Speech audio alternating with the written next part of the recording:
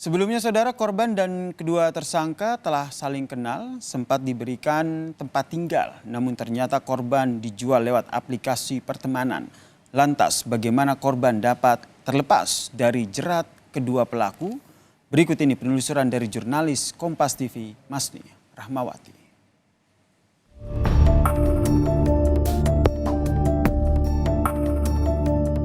Korban dijanjikan oleh si tersangka atas nama WKW dan VS, ya.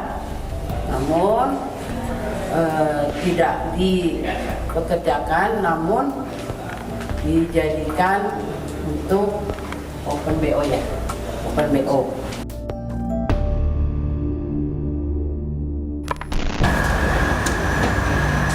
Kejahatan melalui media sosial memang tidak ada habisnya, mulai dari love scam, prostitusi online hingga tindak pidana perdagangan orang. Kasus miris terjadi di Kota Bekasi. Pak Sutri terjerat kasus tindak pidana perdagangan orang terhadap anak berusia 17 tahun. Dengan mengiming-imingkan memberikan pekerjaan kepada anak ini, Pak Sutri ini malah terjerat kasus kriminal melalui aplikasi WeChat.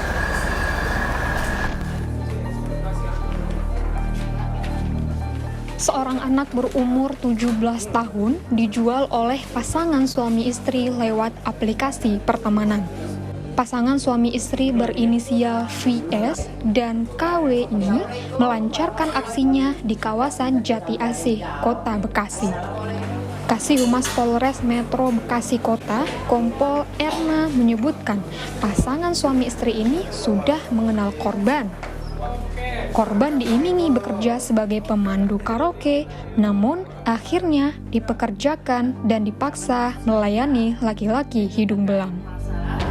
Yaitu terkait masalah eksploitasi seksual terhadap anak di bawah umur, ya rekan-rekan, di mana kasus tersebut terkena pasal 88 Junto 76I Undang-Undang RI nomor 36 tahun 2014 tentang perubahan undang-undang atas Undang-Undang RI nomor 23 tahun 2022 tentang perlindungan anak, ya.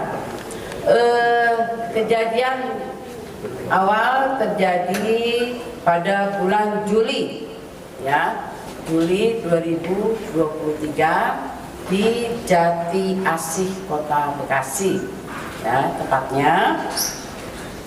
Mana awal kejadian adalah orang tua daripada si korban, yaitu pelapor atas nama T, di mana korban atas nama YAP kurang lebih umur 17 tahun.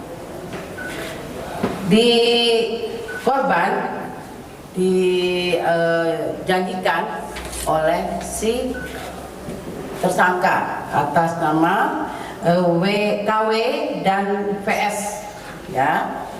Namun tidak dipekerjakan, namun dijadikan untuk open BO, ya, open BO. Nah, itu rekan-rekan yang bisa saya sampaikan. Kedua tersangka tersebut adalah suami istri.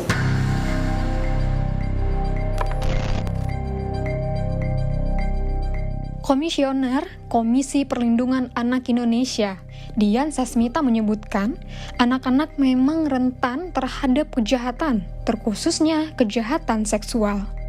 Anak perlu diberikan edukasi untuk merespon lingkungan sekitar, termasuk bujuk rayu dari orang asing. Peran orang tua pun sangat diperlukan. Rasa aman dalam keluarga dapat menghindari anak dari jeratan kejahatan. Ini menunjukkan anak rentan, ya, dalam relasi sosial ataupun relasi lainnya di luar keluarga. Ternyata menunjukkan ada kondisi-kondisi yang menimbulkan kerentanan bagi anak. Misalnya tadi pelaku adalah tetangga atau apa, ya, dan hubungan sosial dengan keluarga korban. Nah, kita sebagai orang tua, sebagai masyarakat juga perlu menaruh kewaspadaan kepada siapapun karena menurut data di berbagai eh, sumber ya seperti Simfoni, KPPA, kemudian data di KPAI sendiri juga menunjukkan bahwa pelaku kekerasan pada anak didominasi adalah orang-orang yang terdekat dari anak, orang-orang yang kenal terhadap anak. Nah, dalam kasus ini dua tersangka ini adalah cukup kenal dengan anak, dengan korban kan. Nah, ini makanya kita sebagai orang tua juga perlu mawas diri lah. Kita perlu perhatian juga kepada lingkungan-lingkungan sosial anak ini siapa saja. Dan perlu juga edukasi di tingkat pengasuhan maupun tingkat pendidikan kepada anak-anak kita untuk mengenali dirinya, kemudian bagaimana menjaga diri supaya tidak mudah terkena bujuk rayu, tipu muslihat. Namun di satu sisi juga perlu anak diberikan dukungan untuk peningkatan kapasitas literasi mereka, daya kritis mereka. Ketika anak ada iming-iming, bujuk rayu, mereka agar bisa merespon dengan positif. Jangan dibayangkan anak-anak di luar sana, anak-anak korban itu akan seperti kita responnya. Ketika ada iming-iming, bujuk rayu, kemudian kita bisa langsung berkata tidak. Belum tentu semua anak memiliki daya kritis seperti anak-anak kita di rumah. Karena daya kritis anak dan filter anak ini tumbuh seiring dengan bagaimana pola pengasuhan, bagaimana pola pendidikan sejak anak usia dini. Dalam kurun waktu 8 bulan, di tahun 2023, sudah ada 241 laporan kasus kekerasan seksual pada anak yang dilaporkan ke KPAI. Ini hanya pada kasus yang memiliki kendala hukum. Angka ini mungkin saja akan lebih besar jika kita lihat di lapangan. Banyak kasus kekerasan seksual pada anak yang tidak dilaporkan ke pihak yang berwenang. Saya hanya pegang data ini bulan Januari sampai Agustus terdapat 241 kasus kekerasan seksual kepada anak. Nah, ini yang dilaporkan KPAI hanya sebagian kecil karena kekerasan seksual yang dilaporkan ke KPAI adalah kekerasan seksual yang mengalami hambatan keadilan. Misalnya di tengah proses hukumnya tidak berjalan, pelaku tidak segera ditangkap, atau pembuktiannya yang terhambat, atau korban tidak mendapatkan layanan pendampingan. Nah, itu yang masuk ke KPAI. Jadi angka 241 ini adalah angka kasus-kasus kekerasan seksual pada anak yang mengalami hambatan keadilan.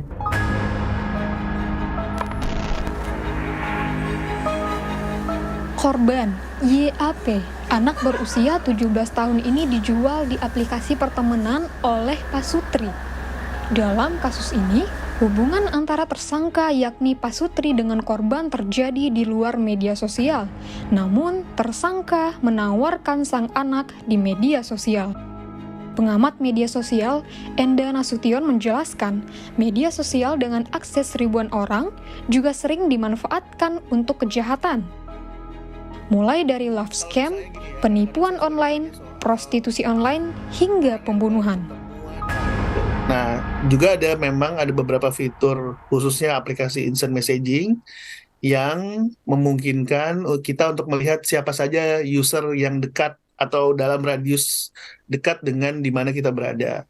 Nah, dengan adanya fitur ini, maka kemudian banyak juga kalau memang daerahnya ada yang menawarkan layanan prostitusi, kita bisa lihat gitu. Nah, inilah yang kemudian memicu seolah-olah dan bahkan juga seringkali jadi bahan bercandaan, ada aplikasi instant messaging yang memungkinkan kita untuk memesan layanan prostitusi via teknologi digital, via media sosial atau aplikasi chat gitu ya, sehingga kita sebut namanya prostitusi online gitu. Nah, ini teknologinya memungkinkan itu, dan ini memang efek buruk yang nggak bisa kita efek negatif yang nggak bisa kita tutup hanya untuk layanan itu aja, yang memang terjadi sekarang gitu di masyarakat.